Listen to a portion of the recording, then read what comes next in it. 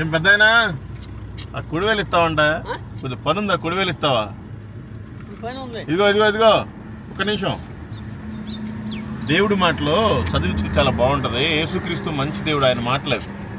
చదువుకో. Thank you, God bless you.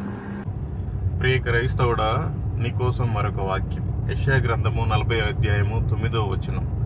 సియోను సువార్త ప్రకటించుచున్నదానా, ఉన్నత పర్వతముల ఎక్కుము.